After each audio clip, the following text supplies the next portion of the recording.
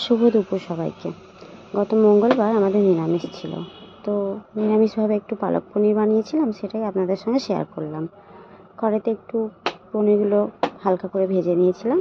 অন্য একটা কড়াইতে একটু তেল দিয়ে তার মধ্যে ঘরে থাকা ওই এলাচ, লবঙ্গ, আদার টুকরো, একটু দারুচিনি এসব দিয়ে নেড়ে ছেড়ে একটু কাঁচা লঙ্কা, একটু টমেটো দিয়ে একটু ধুয়ে রেখেছিলাম আগে থেকে পালং শাকগুলো কেটে, সেটাই তুলে দিয়েছিলাম। পালং শাকটাকে একটু নেড়ে ছেড়ে তার মধ্যে একটু ধনিয়া পাতা দিয়ে দিয়েছিলাম। পালং শাক, ধনিয়া পাতা, ওগুলো মশলাটা একটু ভালো করে কষিয়ে নিয়ে জলটা ছাড়া পর্যন্ত অপেক্ষা করছিলাম। তারপরে ওটাকে ঠান্ডা করে মিক্সি করে নিয়েছিলাম। তারপরে অন্য একটা কড়াইতে তেলের মধ্যে ওটাকে দিয়ে একটু কষিয়ে নিয়েছিলাম।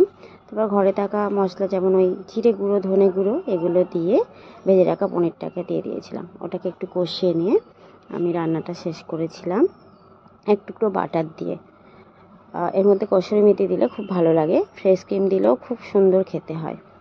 তারপরে আমরা সার্ভ করেছিলাম গরম গরম পরোটার সঙ্গে। আমার ভিডিওটা কেমন লেগেছে অবশ্যই জানাবেন।